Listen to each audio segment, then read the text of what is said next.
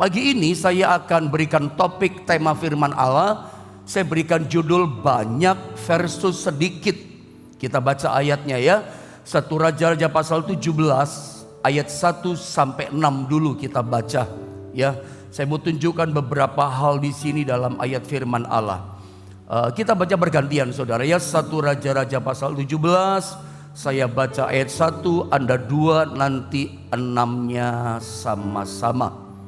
Ayat 1 begini kata firman, lalu berkatalah Elia orang Tisbe dari Tisbe Gilead kepada Ahab, demi Tuhan yang hidup Allah Israel yang kulayani, sesungguhnya tidak akan ada embun atau hujan pada tahun-tahun ini kecuali kalau ku katakan. Terus ayat yang kedua saudara. Kemudian datanglah firman Tuhan kepadanya. Ayat 3 ya, pergilah dari sini, berjalanlah ke timur dan bersembunyilah di tepi sungai Kerit di sebelah timur sungai Yordan. Ayat yang keempat saudara terus. Engkau dapat minum dari sungai itu, dan burung-burung gagak telah kuperintahkan untuk memberi makan engkau di sana. Ayat 5, lalu ia pergi dan ia melakukan seperti firman Tuhan. Ia pergi dan diam di tepi sungai Kerit di sebelah timur sungai Yordan. Sama-sama kita baca 6, 2, 3. Pada waktu pagi dan petang, burung-burung gagak membawa roti dan daging kepadanya, dan ia minum dari sungai itu. Saudara coba perhatikan di ayat yang kedua. Tolong kembali di ayat yang kedua. Perhatikan ayat ini, saya tertarik dan diberkati di ayat kedua. Dikatakan begini, kemudian dikatakan apa? Datanglah firman Tuhan kepadanya. Saya ulang, Alkitab menulis kepada kita, kemudian datanglah firman Tuhan kepadanya. Kepadanya kepada siapa? Kepada Nabi Elia. Dan saya mau kasih tahu, di ayat yang kedua ini adalah firman Tuhan yang datang kepada Elia. Ini firman Tuhan yang datang kedua kalinya. Tidak ada firman Tuhan datang kedua kali sebelum datang yang pertama. Saya mau kasih tahu dulu sama saudara. Dengar baik bagian-bagian awal. Pada titik bagian awal 5 menit awal, perhatikan baik-baik. Jangan blank. Yang pertama saya mau sampaikan, ketika firman Allah itu datang kepada kita, yang pertama itu berupa janji dan perintah. Perhatikan baik-baik. Ketika firman itu datang kepada kita, ketika Tuhan berfirman kepada kita, yang pertama firmannya itu janji, lalu datangnya juga berupa perintah, janji dan perintah. Lalu yang kedua, saudara ya, ini penting. Ketika Tuhan datang kepada kita dalam firman yang kedua, yang pertama berupa janji perintah, yang kedua itu berupa begini, bertahap. Perintah, janji, lalu yang kedua firman itu datang kepada kita, itu seringkali progresif, bertahap. Tidak ada firman yang datang kedua kalau enggak ada yang pertama. Pertama dulu datang, kita bisa melakukannya, kita bisa menghidupinya. Anda taat pada perintah itu, maka akan datang progres tahap firman yang kedua kepada kita, yang mengarahkan kita. Yang saya mau sampaikan sama saudara, firman yang datang kepada Elia, saya berharap firman yang sama datang kepada kita. Firman ini adalah firman yang hidup. Firman ini adalah firman bentuk rema, memang khusus buat kita pribadi. Memang dikhususkan firman Tuhan datang secara direction, secara blueprint, secara gambaran besar yang mengarahkan masa depan saudara. Ini firman memang khusus petunjuk mengarahkan hidup saudara, masa depan saudara, masa depan bisnis, usahamu dan hari depanmu. Jadi bedakan dengan firman yang hari-hari kayak makanan begini. Yang saya sampaikan sama saudara, ini renungan firman, saat teduh buat kita. Saya setuju seorang hamba Tuhan, pembicara firman Allah di Surabaya, ya, berkata, Bapak Paulus Bambang berkata, firman Allah yang Pak Yohanes sampaikan itu sarapan pagi buat saya. Saya setuju. Firman yang saya sampaikan itu sarapan buat kita. Ini saat teduh, beda ya. Anda harus menerima saat teduh makanan sarapan setiap hari. Tapi yang saya mau sampaikan, firman yang datang kepada Nabi Elia, ini firman yang mengarahkan, kayak gambar besar kehidupan Elia. Ini direction yang memberikan petunjuk. Elia, kamu mesti ke sini, kamu mesti ke Kerit, selanjutnya kamu mesti pergi ke Sidon, ke Sarfaat. Direction mengarahkan. Pekerjaan kita lagi buntu, datang rema, diarahkan kita. Ada suara yang datang di hati kita, Anda nangkep, itu bukan dari suara hatimu, suara Tuhan. Itu loh maksud saya. Kayak blueprint, kayak gambar besar, bukan sekedar saat teduh. Ya kalau firman Allah saat teduh itu datang setiap hari sama kita. Tetapi perhatikan, yang pertama datang berupa janji dan perintah, yang kedua datangnya bertahap. Kalau tahap pertama Anda belum lulus uji, tahap pertama Anda belum taat melakukannya, Anda jangan untuk Tuhan. Tuhan, kenapa janjimu berkat belum dapat? Tuhan katakan, firman yang aku sampaikan 7 tahun yang lalu kamu belum lulus. 7 tahun loh saudara ya. Lalu Anda minta berkat. Tuhan ngomong, yang 3 tahun lalu aku suruh kamu mengampuni, kamu gak ngampuni, gak taat. Kamu belum lulus ujian, tes-tesnya kamu belum selesai. Kita minta berkat, datang tahap kedua, gak bisa. Atau saya tunjukkan ya. Di ayat yang kedua, kemudian datanglah firman Tuhan kepadanya. Ini progres tahap yang kedua. Tahap yang pertama Anda tahu apa? Itu di ayat yang ke-1. Intinya firman yang Tuhan datang kepada Elia itu mengarahkan, direction. Sama dengan yang kedua mengarahkan. Tetapi perintahnya ini tidak enak. Perintahnya Tuhan tahap yang pertama kepada Elia penuh resiko. Ujiannya besar, bikin susah perintah yang pertama. Perintahnya apa? Kalau Anda baca di ayat 1, gak usah diulang, nanti gak cukup waktu. Baca di rumah ayat 1. Intinya begini perintahnya.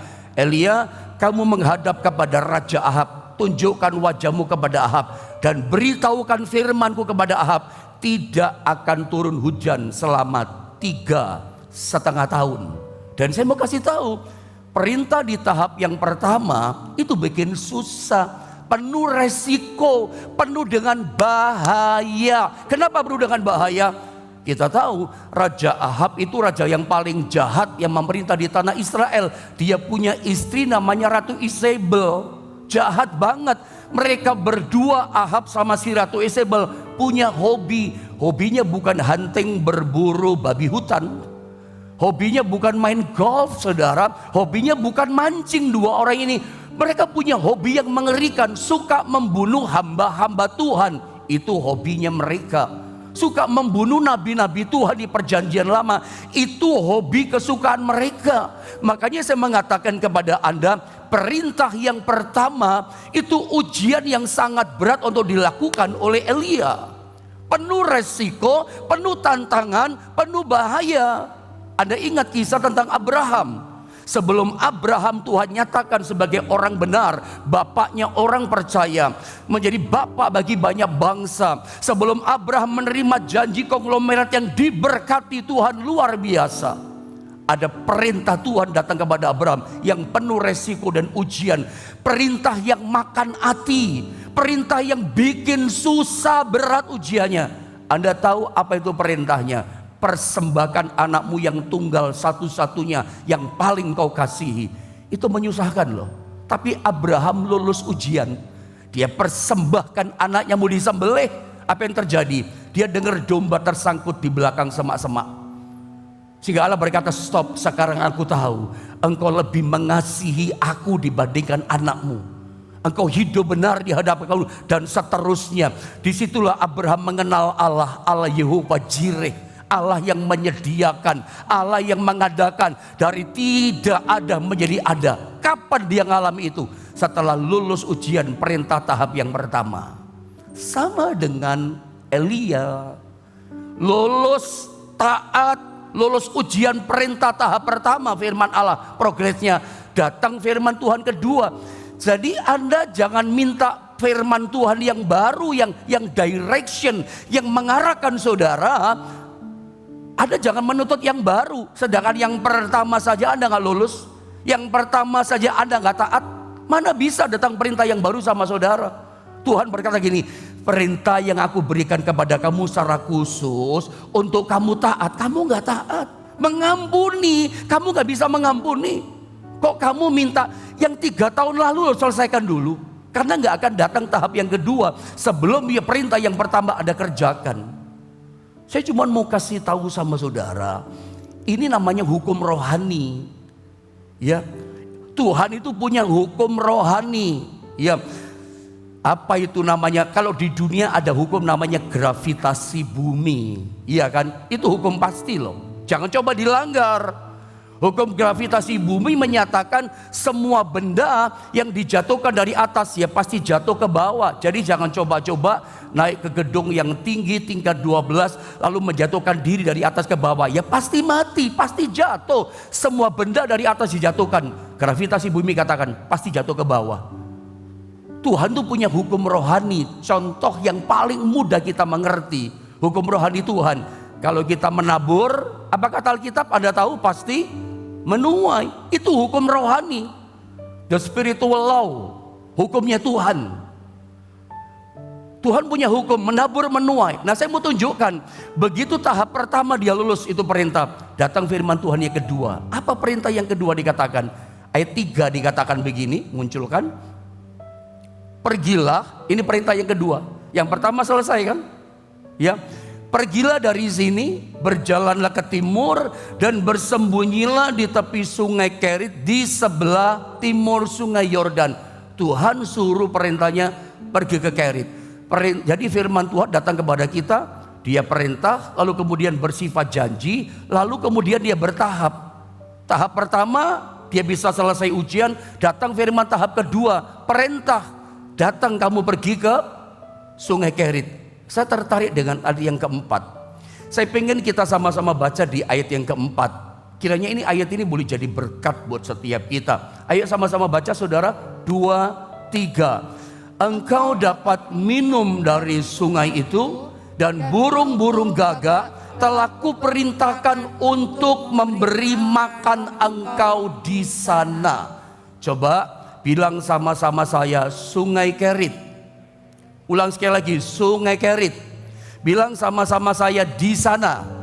Ada 2 kata yang saya coba ingatkan sama saudara. Sungai Kerit dan ada kata di sana.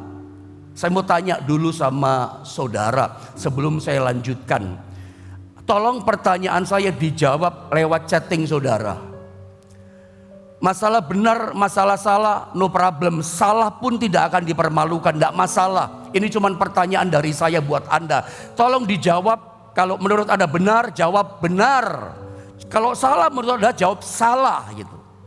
Menurut Anda, ya, burung gagak itu diperintahkan oleh Allah datang kepada Elia. Menurut Anda benar apa salah? Tuhan memerintahkan burung gagak itu datang kepada Elia, pergi kepada Elia. Menurut Anda benar apa salah? Kalau Anda berkata benar, salah semua saudara ya. Karena kalau di ayat ini bukan burung gagak diperintahkan datang sama Elia. Saya baca ulang sekali lagi. Burung gagak diperintahkan Tuhan perginya datang ke sungai Kerit di sana. Saya baca ya ayat yang keempat. Tolong perhatikan baik-baik. Ini penting buat kita. Menghadapi masa sukar, kita butuh petunjuk firman yang jelas. Saya baca ya. Engkau dapat minum, kata Tuhan kepada Elia, dari sungai itu, sungai Kerit. Saya ulang, sungai Kerit. Dan ini dikatakan Alkitab yang kasih makan Elia. Dan burung-burung gagak telah kuperintahkan. Saya ulang, burung-burung gagak telah kuperintahkan untuk memberi makan engkau di mana saudara?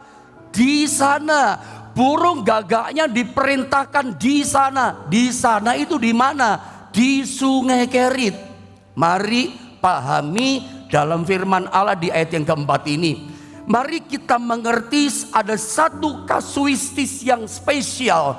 Kasus tertentu di ayat ini, bahwa ternyata mohon dimengerti ini kasus spesial. kasus tersendiri, mohon dipahami dengan baik, tangkap dengan rohmu dengan baik, bahwa Tuhan perintahkan berkat bukan datang kepada Elia. Dengar baik, Tuhan bukan perintahkan rezeki berkat datang sama kita, tapi Tuhan perintahkan berkat itu datangnya di mana? Di Sungai Kerit. Jadi Tuhan akan berkati kita ketika kita berada di satu tempat yang dikehendaki oleh Tuhan. Berkatnya kita ada di tempat yang dikehendaki Tuhan. Elianya, kitanya disuruh ke sana, ke tempat itu. Kitanya disuruh ke kota itu, ke tempat itu.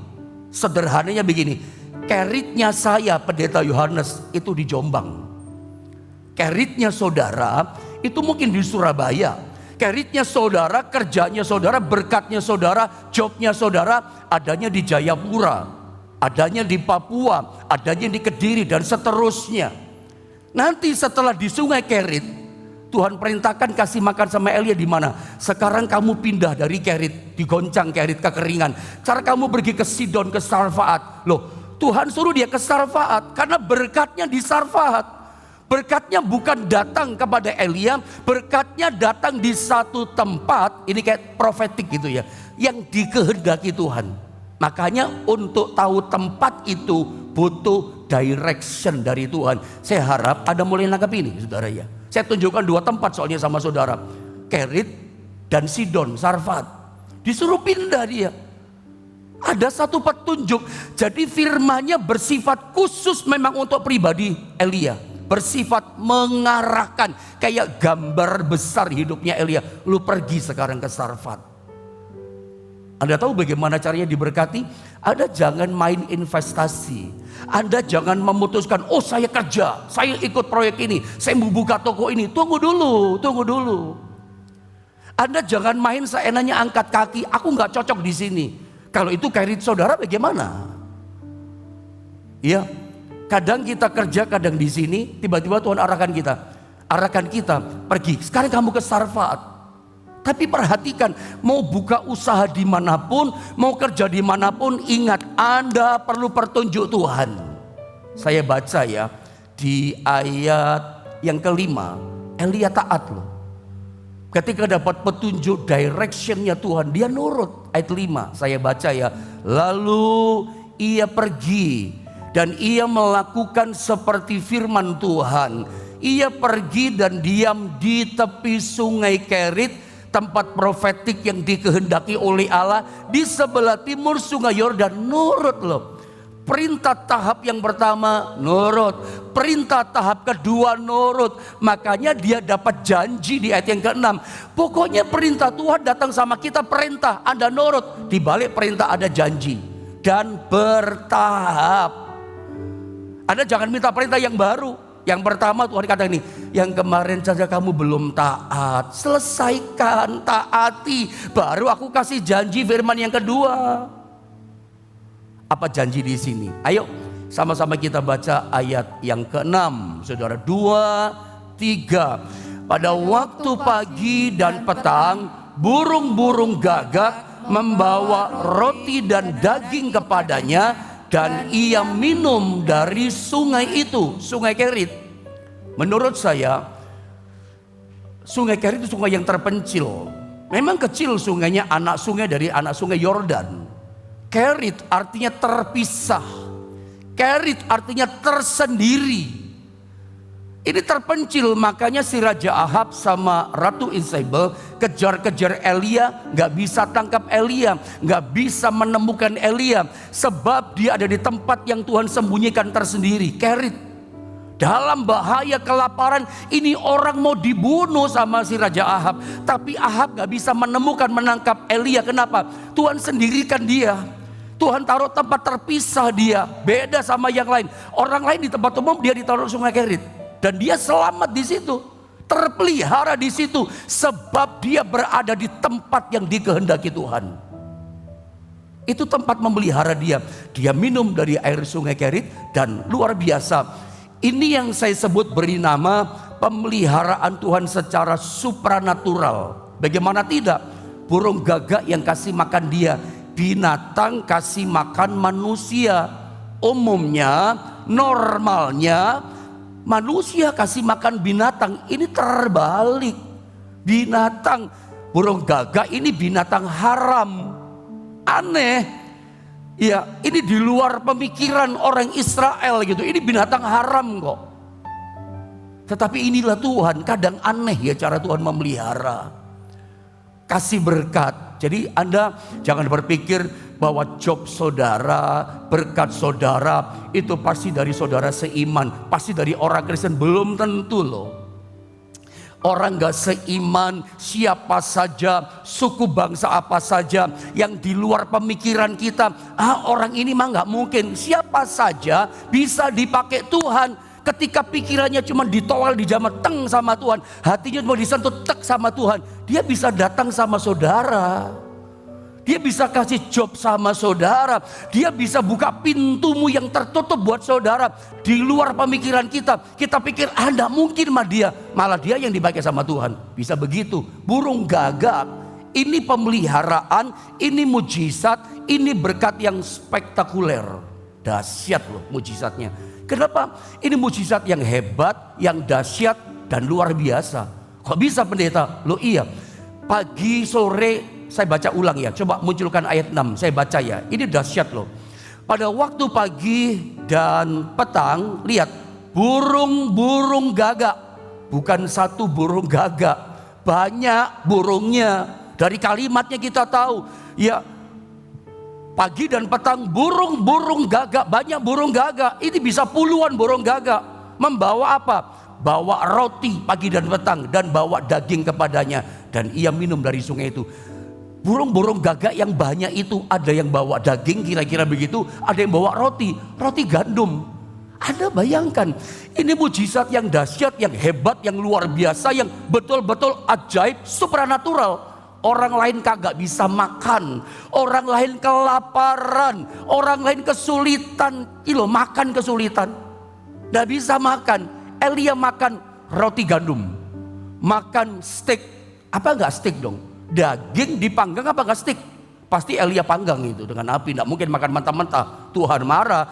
Israel pernah dihukum makan mentah-mentah kok. Ini makan steak loh, bayangin.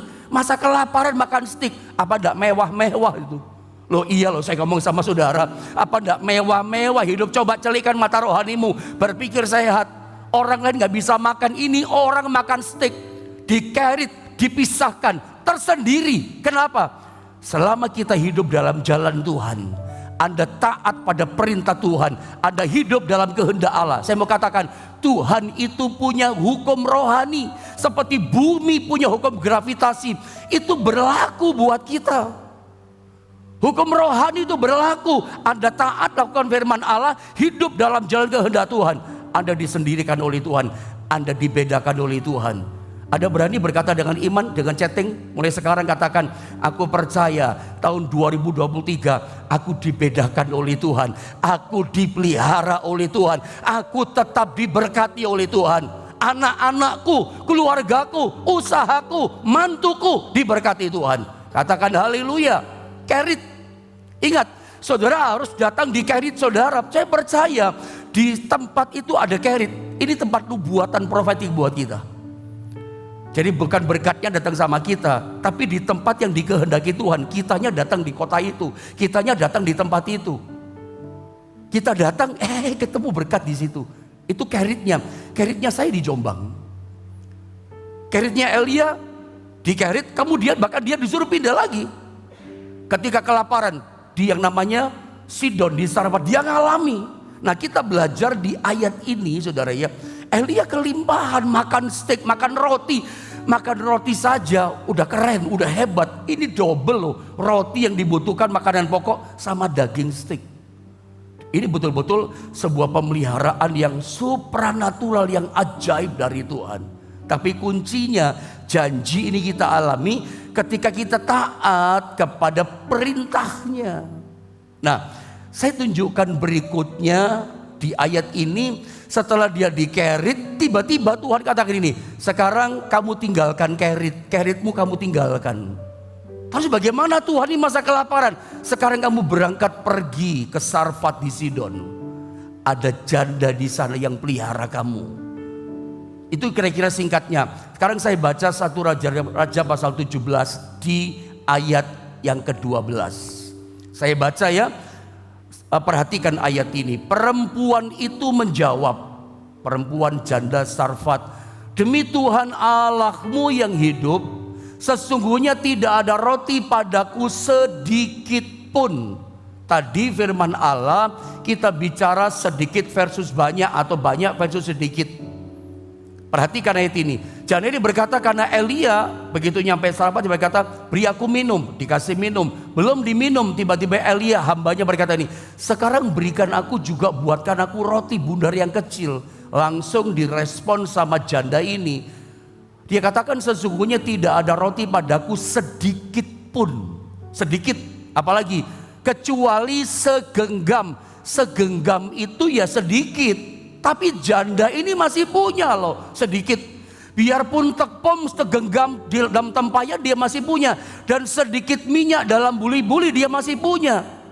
Tepung sedikit dia punya, minyak dalam buli-buli sedikit dia punya. Artinya saya lebih setuju, saya lebih suka berkata kepada Anda, mungkin saya berbeda pendapat dengan yang lain ya. Kalau orang lain katakan, wow Elia nyampe ternyata jandanya miskin. Menurut saya janda ini bukan janda miskin.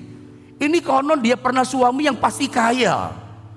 Tapi ini karena krisis pangan, krisis ekonomi, krisis keuangan hampir 3,5 tahun. Saya nggak tahu pada waktu Elia datang ke Sarfat, itu kelaparan sudah berlangsung 1 tahun kah 2 tahun, bisa jadi seperti itu. Anda bayangkan kalau kekeringan itu terjadi 1 tahun lebih 12 bulan, habis loh kekayaan. Kalau harga pangan, saya pernah ajar sama saudara, kelaparan di Samaria, kepalanya keledai harga 9 juta. Kalau orang hanya pengen makan keledai, kepalanya keledai yang tidak enak harga 9 juta. Kalau besok beli lagi, ada habis. Itu di masa kelaparan dia masih punya segenggam tepung. Ini janda yang kaya, tapi karena kekeringan yang panjang makin habis dan akhirnya tinggal sedikit. Ketika kita menghadapi krisis pangan, ekonomi, saya pernah bilang kayaknya orang akan mulai akrab dengan yang namanya sedikit. Orang mulai berkata, dengan sedikit Pak, ada ngecek di rekening bank saudara dan ada mulai panik. Kenapa? Tinggal sedikit di rekeningnya, tambah sedikit.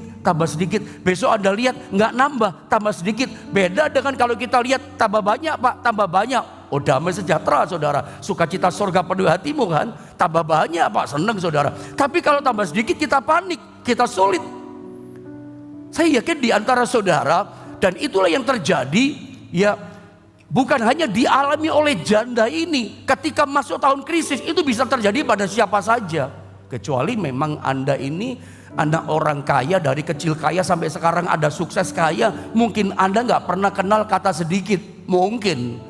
Tapi kalau masuk tahun krisis, pasti orang akrab dengan sedikit. Job saya sedikit loh, sekarang berkurangnya banyak loh Pak. Kadang saya juga lihat saudara ya, yang nonton di YouTube itu kalau tambah banyak, oh senang saya. Tapi kalau mulai berkurang, kok tinggal sedikit ya, kurang ya.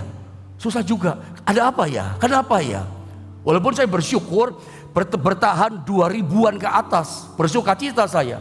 Karena ada yang ribuan gitu, tapi kadang-kadang sekian ratus jauh. Tapi saya lihat jemaat online saya gembalakan ini 2000-an ke atas, berarti Anda tekun. Ya, kadang-kadang kita telat tayang beberapa tahun yang lalu ada gangguan, Anda tekun nunggu, itu luar biasa.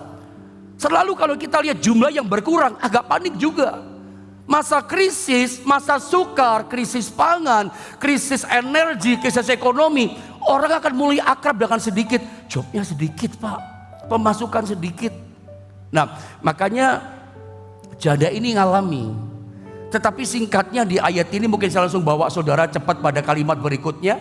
Dia katakan, kalau aku kumpulkan sepotong 2-3 potong kayu, aku masak ini roti, dikatakan, atau saya baca saja deh ya. Dan sekarang aku sedang mengumpulkan 3 potong kayu api. Kemudian aku mau pulang. Perhatikan, dan mengolahnya bagiku dan bagi anakku. Perhatikan kalimat ini. Dan setelah kami memakannya, maka kami akan mati. Jadi kalau kita simpulkan di ayat ini, jumlah sedikit itu masalah banget ya. Makanya kita panik, kita stres. Sedikit, kalau kita lihat di rekening, aduh tinggal sedikit.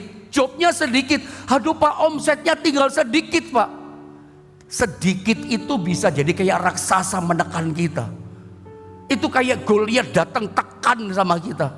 Sedikit itu loh berubah jadi masalah besar buat kita. Jadi ancaman buat kita. Anda setuju gak kalau saya katakan seperti itu? Kalau kita ngalami sedikit, itu jadi ancaman kan. Aduh kok sedikit ya. Aduh kok gini ya. Ada apa ya kerjaanku. Nanti ke depan bagaimana ya. Kayak Goliat ngancam intimidasi kita. Dan saya mau ingatkan. Yang ngalami sedikit ini bukan cuma janda ini loh. Semua orang bisa ngalami. Lalu pertanyaan saya, benarkah jumlah sedikit, benarkah nominal sedikit yang ada pada kita, yang masuk sama kita, itu adalah masalah? Karena selalu orang katakan, tinggal sedikit Pak, jobnya Pak, rekeningnya Pak, uangnya Pak. Seolah-olah kita berkata, masalah. Benarkah sedikit itu masalah dan banyak jumlah nominal yang banyak selalu solusi? Oh saya setuju, jumlah yang banyak menyenangkan kita itu memang solusi. Saya nggak berkata bukan solusi. Semua kita kalau terima jumlah banyak kita senang. Kalau channel YouTube GSPRI Jombang ini makin banyak viewernya yang ikut ibadah tiap pagi, wah sukacita. Siapa yang tidak mau jumlah yang banyak? Siapa tidak mau melihat rezeki nominal yang banyak? Saya berdoa buat Anda jemaat yang tergembala di GSPRI Jombang, baik onsite tatap muka maupun secara online, saya gembalakan saudara. 2023, saya doakan saudara, Anda ngalami job yang banyak, rezeki nominal yang banyak, omsetmu tetap banyak, proyeknya tetap banyak, meskipun di masa krisis. Apa bisa pendeta? Apa Anda gak percaya Tuhan bisa buat itu sama saudara? Memang saya setuju, nominal yang banyak, jumlah yang banyak, itu menyenangkan dan memang solusi buat kita. Solusi lepas dari kesukaran ya jumlah yang banyak datang. Senang puji Tuhan, haleluya 12 kali kita saudara. Tetapi apakah kalau sedikit nominal yang datang sama kita itu selalu masalah? Lalu Anda jadi panik, Anda jadi depresi, Anda jadi stres, habis aku, bangkrut aku, mati aku. Seperti perkataan janda, setelah kami makan habis kami mati. Apa seperti itu? Karena dari kisah ini kita tahu ceritanya kan. Begitu dimasak buat Elia, sekarang kamu buat, janda kaget. Tepungnya masih ada, sedikit sama tapi masih ada. Dia bikin tuh anaknya, dia bikin, masih ada lagi. Besok dia buat lagi, ada lagi. Besok ada lagi. Sepanjang tahun demi tahun musim kekeringan, meskipun sedikit tapi terus makan kenyang, dipelihara oleh Tuhan. Ada seorang bapak yang buka toko pernah ngomong sama saya, Pak, toko anak sama mantu saya ini berkatnya lumintu Pak. Saya kan kurang mengerti kadang-kadang bahasa Jawa. Lumintu itu apa Lumintu itu gini loh Pak Yohanes, Pak Pendeta. Itu yang datang berapa orang, lalu keluar 1-2 orang. Nanti gak lama datang lagi 1-2 orang. Sedikit kan 1-2 orang, 5 orang, 6 orang itu sedikit sebuah toko yang besar. Tapi lumintu Pak Yohanes, datang, nanti keluar, nanti 3 lagi masuk, nanti 2 lagi masuk, keluar lagi, lumintu. Sedikit-sedikit itu kalau ngompol tiap hari, jadi bukit loh. Tuhan memberkati kita, percaya dari perkara yang kecil. Dari yang kecil Tuhan bikin jadi besar. Jadi kalau nanti menghadapi betul-betul masa krisis, kalau job sedikit jangan takut ya. Meskipun sedikit, orang lain gak dapat job, bandingkan dengan orang lain gak dapat apa-apa. Tapi saudara dapat terus tiap hari, sedikit tapi dipelihara sama Tuhan. Sebetulnya ini kalau saya ngomong banyak cerita soal sedikit. Sedikit itu jangan dijadikan masalah. Banyak itu memang menyenangkan, solusi, sukacita, haleluya buat kita. Puji Tuhan dapat banyak. Tapi kalau tempo-tempo Tuhan izinkan dapat sedikit kayak janda ini. Karena semua orang bisa ngalami kayak janda ini. Gak kayak kemarin berkatnya, lah ini kok sedikit. Jangankan saudara, gembala, pendeta pun bisa ngalami seperti itu. Lalu apakah saya jadi panik? Lalu saya jadi takut? Lah kok sedikit? Saya percaya Tuhan bisa pelihara. Dan saya ingin iman ini, percaya kepada Tuhan seperti ini, itu terimpartasi ada pada saudara. Jangan sedikit jadi masalah. Ada jadi kehilangan percaya, lalu imanmu jadi hancur. Jangan hancur imanmu. Percaya. Satu kali Tuhan pernah, kalau Anda lihat gambar terakhir dia ini. Ya, Matius 6 itu sampai 9. Tuhan tuh tes sama murid-muridnya. Yang pertama Anda lihat ayat ini. Dia tes kepada yang namanya Filipus. Saya baca langsung ayat 7. Jawab Filipus kepadanya, roti seharga 200 dinar tidak cukup untuk mereka ini. 5.000 orang laki-laki, belum perempuan sama anak-anak. Sekalipun masing-masing mendapat sepotong kecil saja, syarat roti perjamuan. Gak cukup Tuhan, sedikit. Tuhan sekarang uji tes kepada yang namanya Andreas. Anda lihat di ayat berikutnya. Seorang dari murid-muridnya yaitu Andreas dan seterusnya, ya berkata kepadanya, di sini ada seorang anak yang mempunyai 5 roti jelai dan 2 ikan. Tetapi apakah artinya untuk orang sebanyak ini, hampir 10.000, 15.000 orang, apa artinya sedikit ini? Selalu kita ini sedikit jadi masalah. Kadang rumah tangga bisa hancur gara-gara nominal yang sedikit ini. Jobmu kok sedikit, kok gajimu sedikit sekarang, kok bonusnya sedikit. Jadi masalah pertengkaran, bercerai, hancur gara-gara nominal sedikit. Apakah kamu tidak percaya yang sedikit Tuhan bisa pelihara saudara? Anda ngomel bersungut-sungut, berkatnya mati, berkatnya mampet. Padahal besok ada berkat lagi buat saudara. Orang tidak terima, Anda terima loh. Saya mau ingatkan di masa-masa krisis, jangan sedikit jadi masalah. Ada berkat itu ya, kalau nggak sedikit ya banyak. Berkat yang banyak 100 kali ganda Tuhan bisa kirim sama saudara. Tapi kalau tempo terjadi ada job sedikit, bahkan mungkin agak macet Pak Yohanes. Loh kadang ngalami seperti itu loh. Macet Pak Yohanes kan. Kemarin besar jobnya, sekarang sedikit, kadang ngalami seperti itu. Jangan jadikan masalah. Tidak kayak kemarin omsetnya. Tetap percaya Tuhan buka pintu jalan keluar buat saudara. Dan berkatnya limpah sama saudara. Saya bisa berkata amin. Saya berdoa memasuki masa tahun apapun, Tuhan bisa berkati saudara dengan berkat yang banyak. Tapi kalau ngalami sedikit, jangan ngomel dan menyalahkan Tuhan. Tuhan tetap pelihara saudara. Mari kita berdoa.